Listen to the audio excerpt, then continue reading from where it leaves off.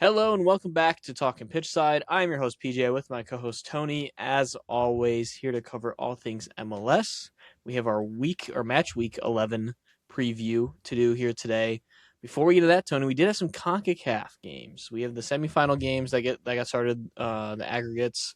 The first one of which was Nashville at home versus Tigres, and that one did not end how we wanted it to. That game was pretty much dominated by Tigres from start to finish. It only ends 1-0, but this is like when you're home in the aggregate against these Liga MX teams, you got to take advantage. And Sam Surridge is being reported like still weeks out, and he's not going to feature in either of these legs. It's a tough blow for Nashville. You hate that they aren't at full strength, but Tigres really. I mean, I still thought they were going to be able to create, and they really couldn't. And Angel Correa, just the legend that he is, this just continues to keep it going, and he gets his goal, and they take down to Nashville 1-0 on the road. Yeah, and that's a pretty daunting 1-0 because we've seen this, how this goes. I mean, we've seen this when MLS teams are up 3 or 4 nothing at home, and it still does not end the right way. So, 1-0, or even if they drew, or even if they won by a goal or two, it doesn't leave a good feeling. And so for this to be a loss like that, it just seems like it hurts. The surge stuff, not good either. Excuse me. You can kind of tell after the game on Saturday that he was kind of holding his back, and he got his brace, but in the post game handshakes and stuff, he seemed pretty stiff, and it wasn't surprising to me to see him out. And as a back problem, those can always be really finicky and good one day and bad the next, and as probably all of us have experienced just in our in our normal day-to-day lives. But yeah, let alone being a professional athlete. But that's a big blow for them. It feels a little bit insurmountable to me. I know that sounds dramatic, being 1-0, but just the track record for MLS going to Liga MX is just really, really poor. So it stinks to see this. Nashville kind of felt like our dark horse in this, that they could have maybe ripped off an upset, but to me it feels pretty dead. Yeah, and we go right into the other game. You had LAFC, who we have just been down on in MLS play as of late, and you weren't feeling great. They played at home against Toluca, who is the heavy favorite out of all 4 of these teams to win this remaining. And they played great at home. I mean, about as well as you could hope for them to play against the best team in the tournament. In Toluca, they get the goal in added time to clinch this one as a 2-1 victory to go on the road now. Down a goal or up a goal. I mean, all things considered, I know Liga MX, going to Liga MX teams is a daunting task. We've actually seen teams in this tournament this year like go there and win or draw. So what to be within 1 goal in both these games, I think is good. Like you're in a spot where you can convince yourself, if we come out and play our best ball, like we can win. And I think that's just what it's going to take for both of these teams. Like even though LFC's up a goal, Toluca, we've witnessed it in this tournament, can rip off 3 goals in like a blink of an eye at home specifically. Yeah. So it'll be interesting to watch, but it was cool to see LAFC put up a fight. And I mean, we thought Nashville had a better chance because of the matchup and because of the form, but LAFC easily has the most talent on their team. Like I mean, all respect to Nashville's front 3, but especially without Surge, like LAFC's talent with Son and Buanga, and even like there's guys that just kind of get lost in the mix nowadays, and Tillman and some of these names that you kind of take for granted because of the star power. Like these guys are able to do a lot in terms of like quality MLS play. So I think that it's good to see LFC pull that off, and it would be cool to see them get to the final here, because I think they are definitely the most talented team that we have that are outside of Miami in the MLS. So, good results overall. We didn't come out of this having one matchup where we're like, I don't even want to watch the next game because we got beat so bad. So I always take that as a victory in CONCACAF. It is. They draw me in. Yeah, and then they break your heart. Yeah, exactly. But this was, I think, heading into this game, we were worried about LAFC Pretty pragmatic draw against Colorado that they didn't look great in, and we thought, oh man, they're about to just get stomped on. But no, they came out and they showed kind of the LAFC that's closer to the potential that we think they have. I think that it's been huge to have Aaron Long back for this LAFC team. He plays 67 minutes in this game. That's just he's going to keep increasing as time Mm-hmm. goes on here. That's a big relief because LAFC was really hanging their hat on the defense, and particularly when you've got a strong defense and you can draw people up, and then you can let Sun and Bawanga get in behind and do their magic. But that's something to note here that Bawanga did not feature in this game, and I think that was I don't know if it was an injury thing or if it was a coach's choice, but I mean he didn't travel. I LAFC only used 3 subs in this, so a little Yeah, bit light. I think I saw that it was an more of a risk management type of injury Yeah, thing. Like he had something, it's not anything serious, and they just wanted to play it safe for long term. Um, but like that could be a good thing if they rest him this weekend as well, and you go into CONCACAF next week like a fully right. And he's rested Bouanga fresh. going on the road.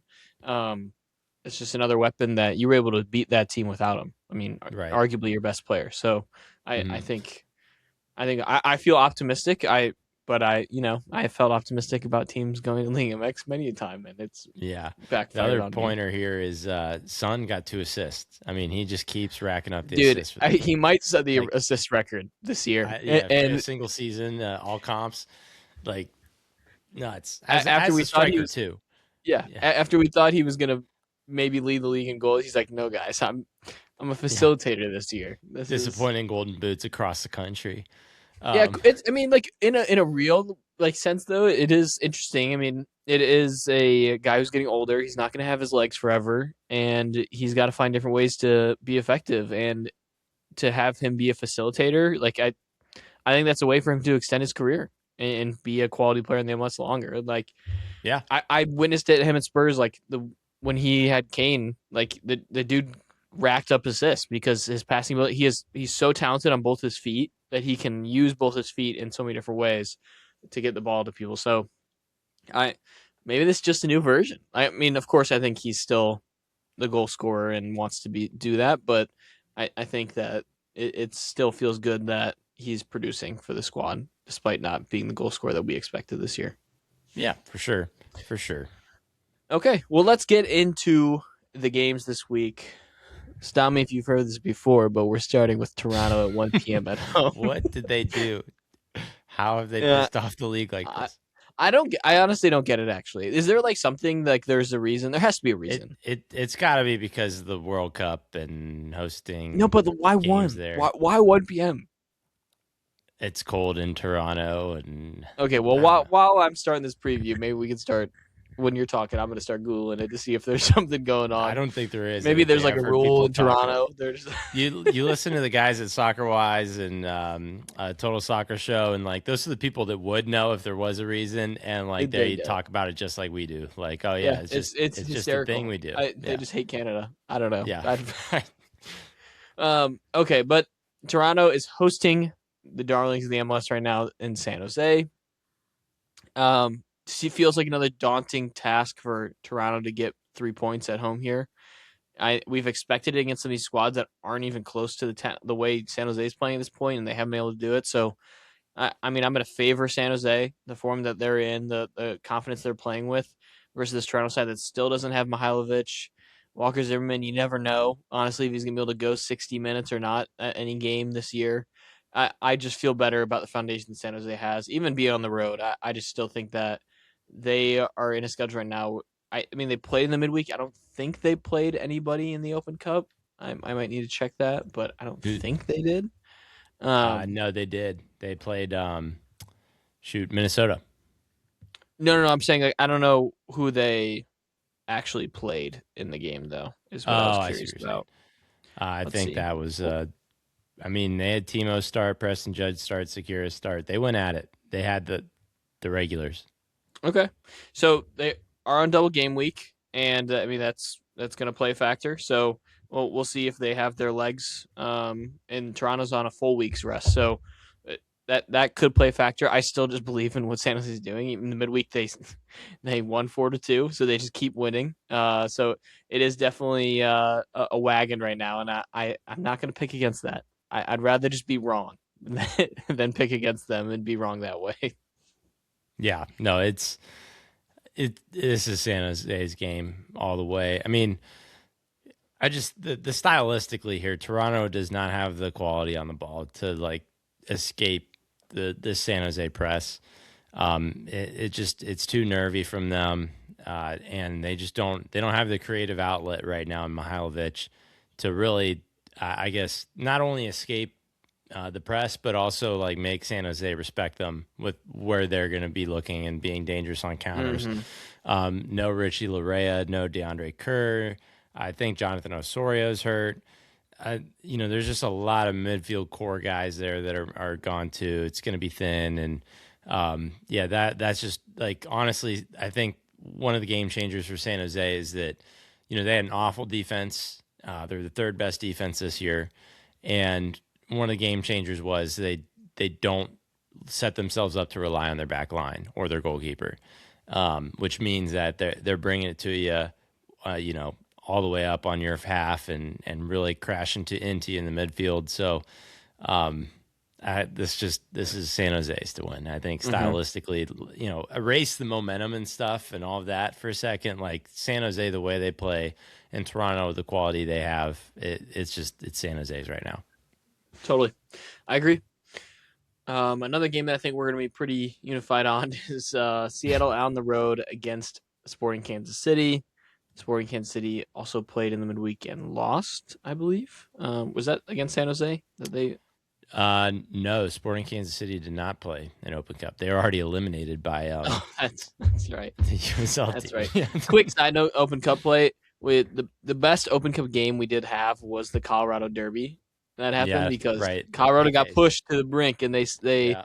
they got a red card and gave up a penalty at the end of added time or extra time, and then they won on penalties. So that, as a Colorado native, that must have been electric to be a part of. If you were a fan of the Colorado, is it the Switchbacks? Right? Yes. Yes. What an awesome name, I Switchback. know.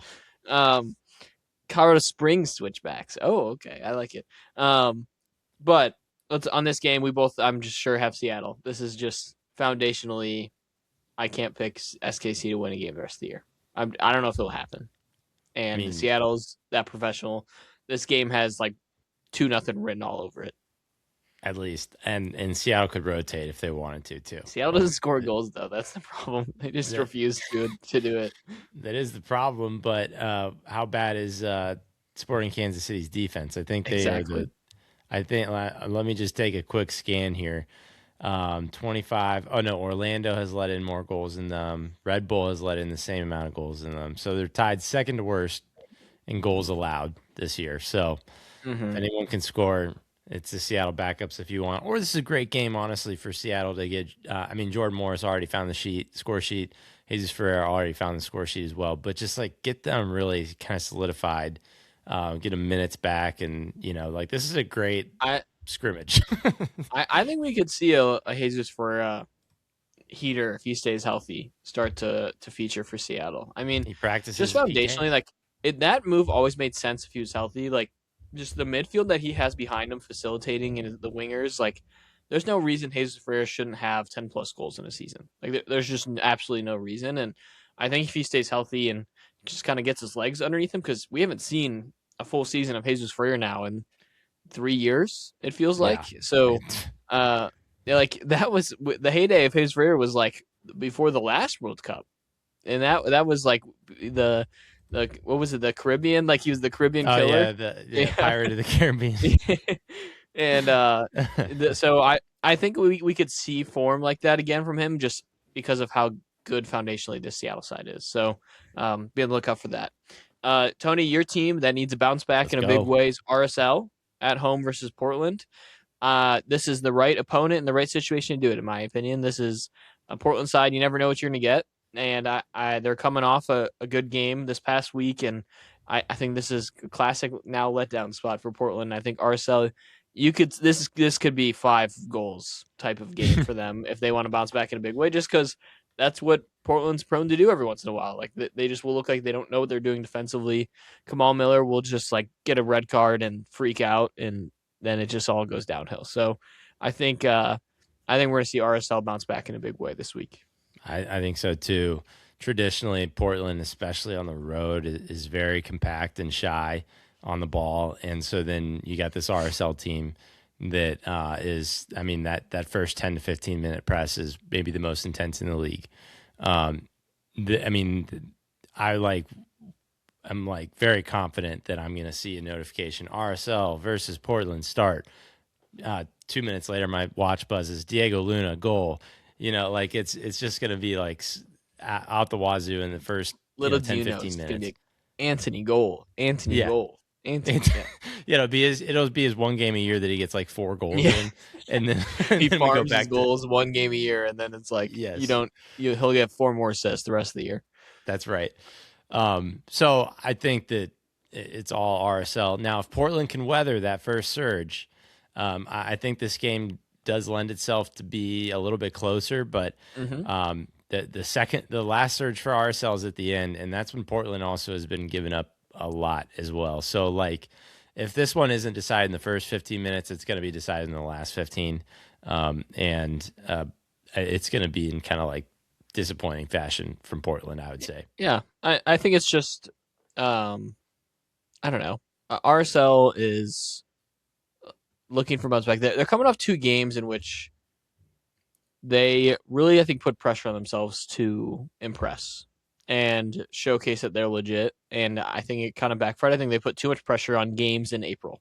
Like I Mm, think that's what happened, and I think that this is like the part of becoming a serious team, in my opinion, is learning how just to be like the ebbs and flow of a season, despite who you're playing. Like it is April. Like we have to just yeah. continue to grow, continue to get better. And I think an opponent in a situation like this is a good like course correction. Just be like, hey, let's settle back down. We know who we are. Let's figure this out. So we both Yeah. have RSL in that one.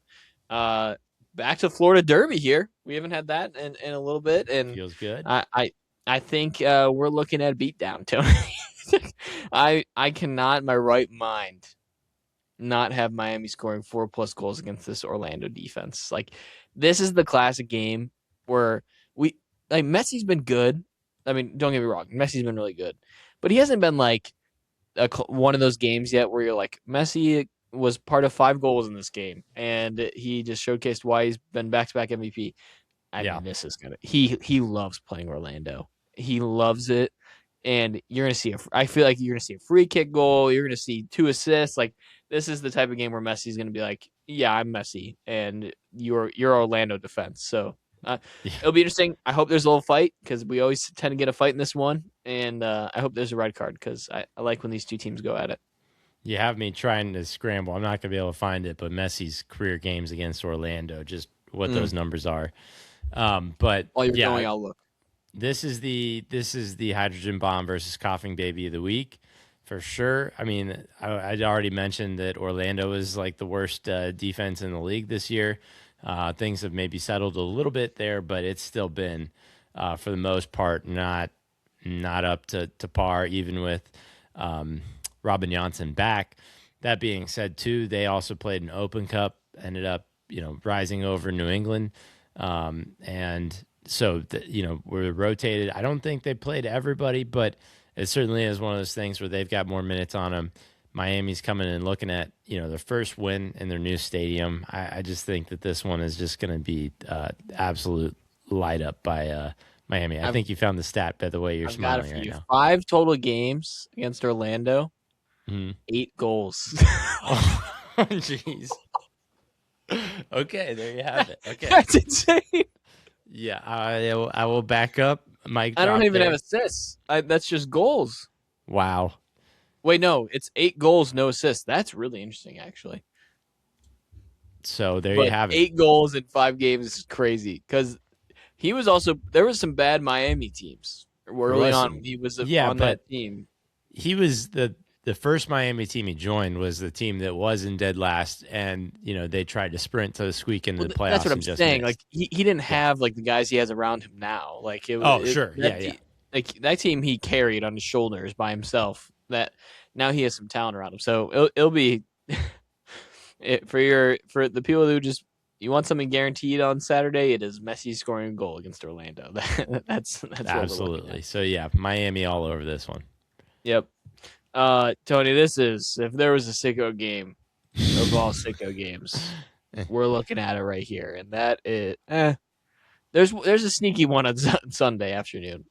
There was Austin some, St. yeah. Louis is pretty sneaky, but we've got Atlanta at home against Montreal. I mean, Atlanta coming off a win. That's good news. And at the same time, also coming off a week where Tata said I should be fired if I wasn't Tata Martin. Yeah. So that's just Atlanta. Montreal is playing well as of late, and Atlanta's not from New York, so I can't in my right mind pick Montreal because I want Yeah. to see if that trend continues. So I'm gonna go Atlanta at home, just because I want to test this theory because if they lose this week against It's Atlanta, just they just impeccable. only beat New York teams, and I love that. That's my favorite trend of all time in MLS. I Man, this is just an awful game, you guys. This is there's no way two ways to put it. I guess if you want to get serious, you could say like honestly, both teams have to view this as a must win, because what other opportunities are you going to have like this to scrape up a few points? I mean, these are the kind of matches that may make or break a wooden spoon run. So I think that in that sense, you got to look at it in all the wrong ways. It's really important. That being said, Atlanta did just win their last game on the road at Toronto. They also did just beat Charlotte in the Open Cup midweek as well. So a little something going for them, a little bit extra miles on their legs compared to Montreal, who's been chilling. But I can't in my right mind pick either of these teams. So I think I'm just going to go draw. Like I just can't commit 3 points to either one. It just doesn't feel right. So I'm going Mm-hmm. to say tie. 0-0. That's fair. That's Just fair. That's probably where I should yeah. go, but I'm gonna do it. I want to test the theory. Yeah. Okay, two teams turning that have played really well as of late, and that is Columbus versus Minnesota. A sneaky matchup. Two teams that start of the year you were like, and now they both are coming on as of late. Um, you have, of course, Minnesota lost last week, right? It was like they should have won and they lost 1-0. And then you have Columbus Crew who are been playing really well as of late. This is an interesting one. Columbus played midweek; they rotated quite a bit, and I think this is going to tend to go to a low scoring game. Columbus's attack, yes, they scored goals last week, but it wasn't like they created a bunch on their own. They were gifted Hmm. a few there. And then Minnesota, I feel like on the road in the scenario is going to be playing more of like absorbing, especially with how Columbus plays. So I think this one could be low scoring, and I'm actually going to go draw. I think that Columbus isn't going to be able to do enough on the attack, but I think they'll get one across, and I think Minnesota will get one counterattack goal at least. So I think if you had to make me guess who's going to win, I'd actually go Minnesota because I think they've just looked better. But I'm going to go draw. I believe in the home field effect in this one. Yeah, I wish I could subscribe to that, but I think that I'm going to take Minnesota all the way on the road here. Um, you know, I just think that right now Columbus has got Diego Rossi, and a one man band is just not going to be able to sneak through this Minnesota defense. And I think particularly Minnesota has been a lot more effective with the ball. They still don't go full on like anti possession, but they have a little bit more, I think, figured out. One stat I saw was that this was the average passing length of Minnesota last year versus so far this season has been like I forget the actual like comparison, but way shorter, meaning that Minnesota isn't just getting the ball and playing kick and run. They are full on like trying to do something with possession. All of that to say, I think they're going to have a little bit more control in this game, and it's it's Minnesota's, I think, to hold on to. So we'll just ride with that. Yeah. Okay, well, we'll go into the next one here. We've got New England at home versus Charlotte.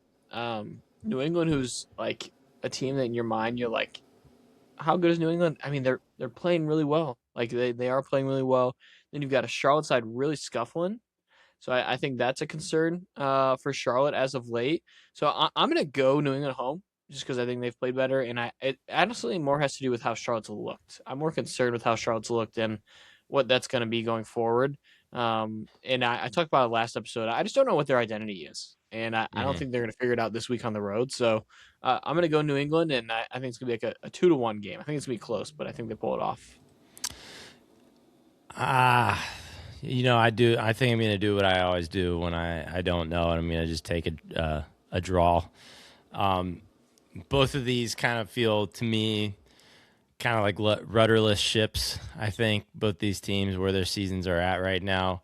I mean, New England certainly had some good results recently, but I think that Charlotte's supposed to be better quality. They just all have had worse results. So um, I don't know if there's much to say here, honestly. Than like Carlos Heel is going to be the difference maker if New England wins. Obviously, it's Carlos Heel, right? And then Hmm. it's Pep Biel on the other side. Like it's going to come down to whose star shines a little bit brighter. Maybe at home you could lean towards New England a bit more, but I don't feel confident in either of these teams going out and grabbing a game like that. So I'm going to leave this at a draw. Okay. Okay. Moving on here, we've got Philly at home versus Nashville. You're going to see a rotated Nashville side. The thing is, every Nashville rotated squad has won this year. So I'm definitely just going to like not watch this game and be like, Nashville's rotated squad is going to be Philly. And I'm just convinced myself of that. And it has a little to do with how the rotated squads look, but it has a lot to do with how Philly's looked overall because they just find new ways to lose games. And I think that's going to continue. Yeah, um, I I'm gonna bet Philly here. I think that Nashville's just putting. I mean, they have to. They have to put all their eggs in this Tigres basket, even though it's not looking good for them in Concacaf. I just think that on the road and like double on the road, basically they're gonna rotate, save some legs. No Surge anyways. So if you did want to play him for 25 minutes, probably not available there. I just think there's too much stacked up against Nashville on this one. Not to say any thing negative about Nashville, but I just think that maybe the Philly press gets a little bit of a click here, and it's too much right now for a team to manage both. Now that you're 10 games into the season, plus another 6 to 8 games in the Concacaf Championship Cup, like there's just a lot of extra mileage on Nashville right now. So I'm taking Philly here. Okay. We have the Baby Bulls against Dallas, and this is gonna be a fun game. And It's I think interesting. this is gonna Yeah. have goals, and I think it's gonna really matter if Musa's playing. I don't know actually the status of him this week. Let me see Um. here. Looks like he should be good to go. He's not on the injury list. Okay. I Okay. don't think. I see Logan Farrington questionable. I don't see anything about Musa. So Yeah, I think he should be good to go. Well, okay. I don't know. We'll You see. might see limited Uh, minutes, get him back yeah, to fitness or something. I think regardless, there's gonna be goals. Dallas coming off, or Red Bulls are coming off a loss, and so is Dallas. Both these teams are gonna be hungry for a win. I think New York pulls it off. I think they can do enough at home to outscore Dallas in this one, but I think it's gonna be like a 3-2 game. This is honestly like I know this is not a standalone, but I would kind of wish it was because it is a really interesting game. I think from two teams that have already had like some pretty wide ups and downs this season, and then they're both in a down right now. And I think that like they kind of surprised us with how hot they came out the gates in the beginning of the year. So I kind of want to watch this one in ISO, but we can't. I just think that this one's going to be pretty open, like you said, a lot of goal scoring. Um, it seems like the Achilles heel of both teams here is fatal flaws and bad defense. And I think that, especially if Moose is in, this is going to be like a very high scoring, fun game. And Farrington for that matter, too. Mm-hmm. Um, that all that being said, I think that I want to trust the Red Bulls here. I want to trust them to get back on track. I think that like we see these moments where the kids kind of fall down, but then they get back up, and now we've fallen down again. So I think we're in an upswing here.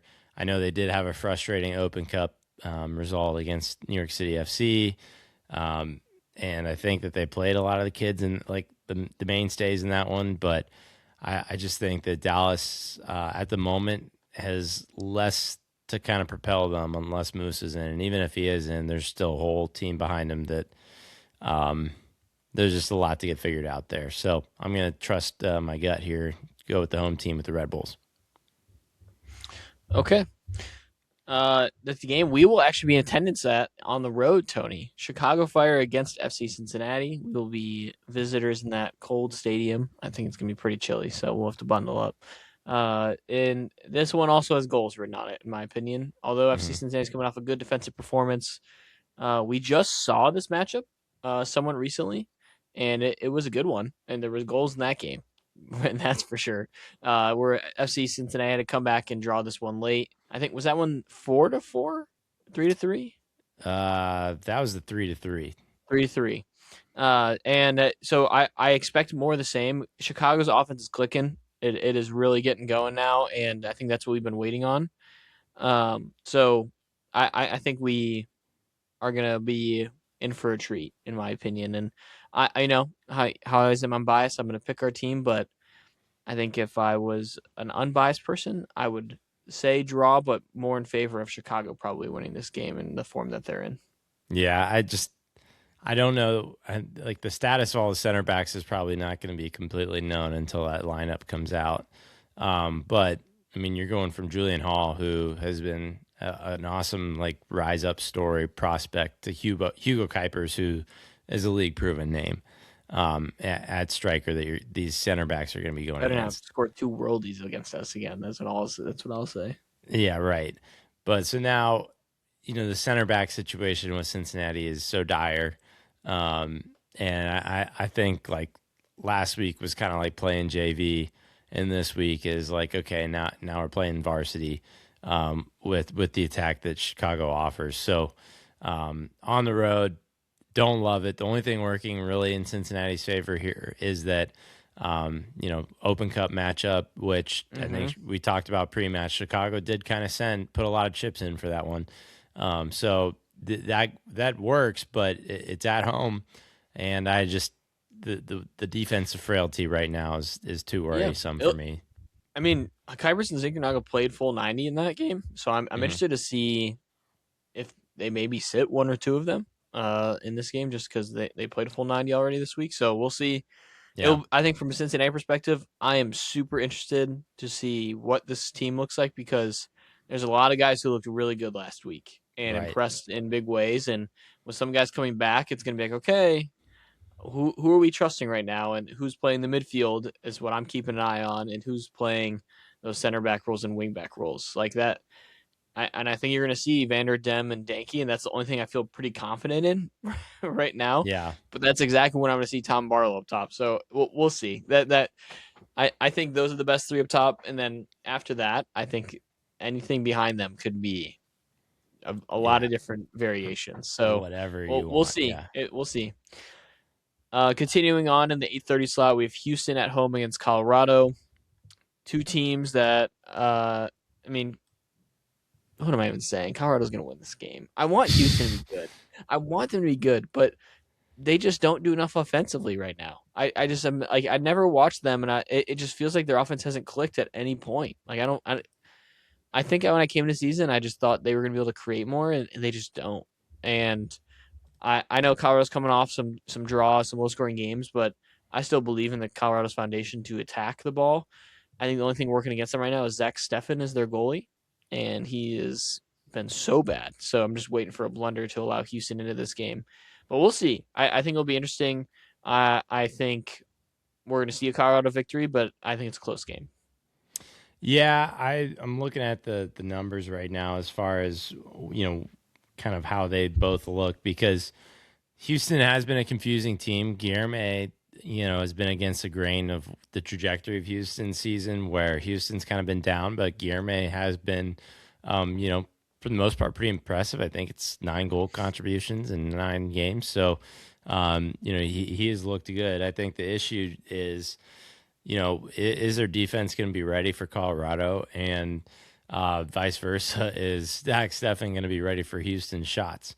I believe that Houston was kind of a little bit up there in just shots per game, pretty raw stat there. But anytime you're peppering Zach Steffen, I mean, you're giving yourself an opportunity. So, Mm-hmm. and honestly, that is worth saying both ways because It's only true.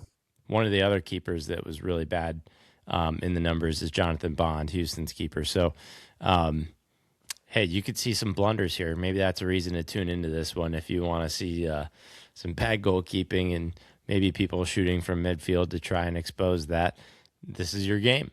So Some keep an eye sicko out for goalie that. play. Sicko Yeah. goalie play. That's right. We got goalie wars, but the opposite here. Yeah.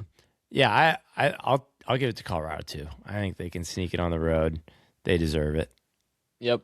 Well, we've got two treats of a game on Saturday night, in my opinion. We've got San Diego, who needs anything, any sign of life in any way against LAFC, who just played the midweek. I think they will rotate. Yeah, So this is their chance. I think that this is their chance to get some goals. LAFC is going to let them be on the front foot. Like you're going to see it, and San Diego's just going to get their shots quietly. Hugo Lloris has had a fantastic year, like a yeah, fantastic year. I think right now probably the favorite to win goalie of the year, and he. I don't know. I think it's gonna be a good test. I think San Diego's got to finish some shots, and I think you're going against one of the best shot stoppers in the league right now. So it will be a good grudge match. I'm gonna go San Diego. I wow. actually think this All is their right. chance to bounce back.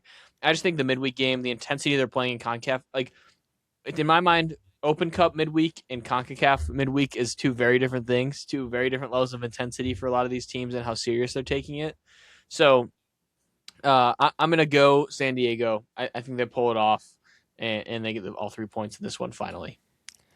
Yeah, it feels like the right call. I think back to the last time we saw rotated LAFC was against Portland, and I guess they took it almost all the way against Portland and they won it to death. But that's just not a great vote of confidence. There was Portland barely beat them. Portland also barely beat San Diego. So by Mm-hmm. transitive property here, I guess that kind of means that this is a draw or something. I don't know. Portland beats both teams by 1 goal. But no, I think that you're right. I think that it's San Diego's game. One of the things too with their season and where it's gone is there's just been some wild, uncharacteristic mistakes that have led to goals, just bad giveaways in the back, blunders in passing and stuff like that. Um, I don't know exactly what leads to that, other than maybe a little bit of lack of continuity there with all the red cards and stuff. I don't think that's something that you can count on seeing them do all the time. And you Mm-hmm. got to imagine they're going to regress to the mean a little bit, positively in this case. So I think that San Diego's due for a little bit of a bounce back here, at least against rotated LAFC. Yep, I agree. Then we've got Galaxy at home versus Vancouver. A Galaxy side who feels like they're just hanging on by a thread, health wise. Now they are getting some defensive reinforcements as of the last week or so. And some of the guys they signed, Glesnes and Hack. So hopefully that will help. I don't think it's going to do much against this Vancouver side. I think we're going to see Vancouver continue just to showcase why they are one of the best teams in the MLS and why attacking wise that you could argue they are the best right now. So I think I'm going to go Vancouver on the road. I think it's a close game, actually. I think closer than a lot of people might think it might be. I think it's going to be like 2-1. Vancouver pulls it off. I just believe in their core. Like that spine of their middle of their team is so strong. In Berhalter, Blackman, and then I mean you've got Ryan White, you've got Mueller, all these guys that are just like that spine of that team. It's just like so consistent. So I'm going to go with them, and I think they get all 3 points on the road. Yeah, I think that it's probably a low scoring Vancouver win on the road too. Um, my takeaway with this one, or kind of what I'm expecting here, is that LA for the most part is looking healthy in the back. It's the Joao Klaus absence, obviously Ricky Puig, but we don't need to beat a dead horse there. And it's really going to kind of, I think, tamper this attack for the Galaxy, especially because I could be mistaken here, but I thought Paintsville played a lot more centrally instead of being on the wing He did. because Galaxy didn't have Klaus. So all that to say, like I just think it brings a different dimension to the attack. I know Marco Royce was the hero last week, had a nice free kick goal and, Oh and yeah. another goal, but that just doesn't seem very Marco LA Galaxy Marco Royce of him, if that makes sense. We just have not seen those star moments from him Yeah. uh, just very often. All that to say, I just don't think the Galaxy have much reason to scare that Vancouver defense. And therefore, I think that Galaxy are going to be a little bit more retreated on this one. And I think that they'll hold up like okay. I don't think this is like a 3-0, 4-0 type game. But I do think that a team like Vancouver is going to eventually find the crack, find that one little mistake to capitalize on, whatever it is. So I imagine this being kind of like a 1-0 smash and grab type game for Vancouver on the road. Yeah, it's just like it's so weird because you think like the Marco Royce combination with those wingers just makes so much sense for success, and it's Yeah, just never really clicked yeah, that way, um, because of his ability to facilitate the ball. So I mean, maybe we're seeing a turn on the corner for Marco Royce. Like, to be fair to him, we haven't also seen him for it feels like 5 games in a row at any point during his time at the Galaxy because of health issues. But that's also been Marco Royce's whole career. That's not even just a Galaxy thing. So I don't know if you're just gonna get that all of a sudden. So we'll yeah, see. But I mean, if he can do enough to keep this team afloat, like we said, until the World Cup and just be in competition, and so they can get some people back, and maybe they do something in the summer transfer window. Um, it's we keep saying it over and over. This the second half of this year is going to feel like a completely different season. crazy. Like Yeah, you're already seeing, like I mean, we're tuned in with FC Cincinnati. Like Chris Albright coming out and being like, "We have ability to make moves. We're going to make moves." Like, and I'm sure that's the mindset with a lot of teams right now. Like they're just telling themselves, like, "This is an opportunity to make moves. A long break for you to go evaluate who wants to make the move." yeah, It's just so much more time to evaluate this year versus years past, where it's like in the middle of the season, you're just kind of like panic doing it.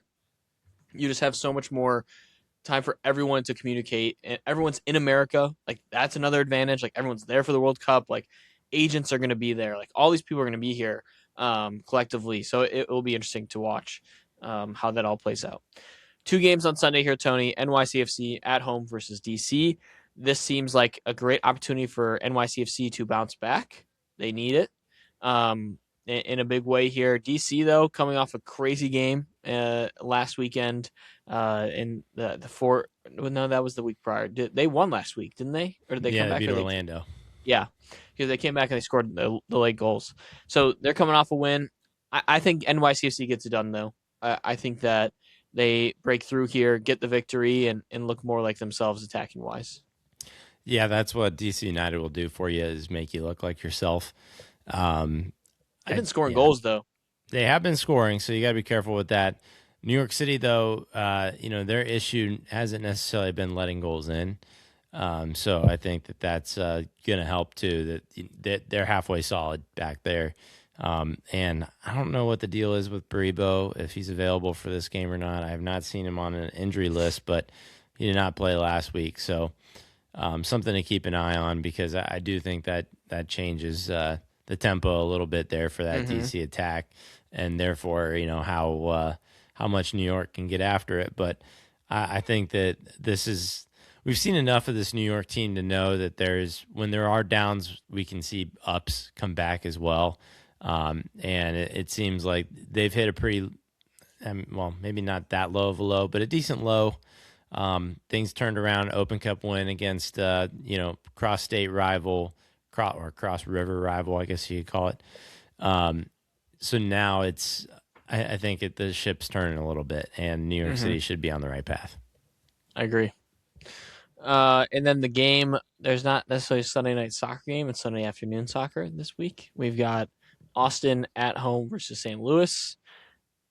This is a game, and Happens. Yeah. I think, I don't know, man. Brandon Vasquez, I believe, is coming back for this game. That is Yeah. news. Yeah. So There you go. we are getting the return of Brandon Vasquez. That is a big lift for Austin in their attack. They need it. They need it desperately. Any of these guys to get healthy. Owen Wolf is still not back, so they need him to get back too. And that's where you can kind of like. I mean, it's easy just to crap on this Austin attack. Like those are two huge pieces. Like Owen Wolf was so good last year, so good last year, and I want to see him with some of these moves that they've made, and we just haven't been able to see it yet. They need Facuna Torres and Brandon Vasquez and Owen Wolf to all be on the field together because I think that actually like I hear that and I'm like that sounds exciting. Like that sounds Yeah. like a good team. So I think that this is just step one. It'll be cool to see Brandon get back out there. We all love Brandon here on this podcast. So I'm glad that he's back healthy. I know it's been a long journey now, almost a year. So it's good to see him back on the field. But I'm gonna go Austin. I think St. Louis is one of those teams we Yeah. talk about them all the time. That they get frisky. You never really know what you're gonna get from them. Um, so I'm gonna go Austin, but it's gonna be low scoring. I think we were seeing like a 1-0, 2-1 type victory. Yeah. I think St. Louis can be hungover from beating Chicago in the Open Cup. So I'll take Austin here too. It's reluctant, as of course, as well. I mean, it's fun that Brandon Vasquez is back, but I mean, there's no way we're seeing more than 15 minutes of him. I wouldn't Mm-hmm. think. He's just been out for so long. It's going to take some time to build up that fitness.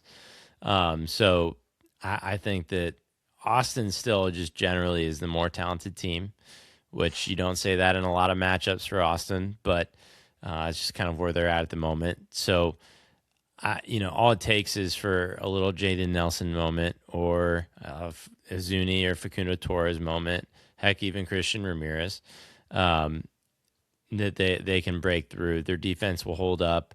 Honestly, I mean, if your name's not Marcel Hartel, you're not going to be threatening to this Austin defense. So I think if they've got one guy to track, then they'll be okay. And bunker down. St. Louis is not going to be able to unlock that. So I like Mm-hmm. Austin here. I agree with you. I think it's a low scoring game, probably a 1-0 or 2-1 type score. I agree. Okay, well that's gonna do it for our predictions. We appreciate you guys tuning in. We will be back on Tuesday to recap everything and do our power rankings for the week, and then on Thursday of next week is when we're starting our World Cup previews. So it is the month before the World Cup. We have arrived. It is May as you're listening to this. So we are that close to the World Cup. We're pumped for it. We're gonna be doing a month full of previews. And we'll be in touch because I think we're gonna try and do some watch alongs at some point with the World Cup. So just be in tune in social medias and everything for that. And we will see you guys on Tuesday.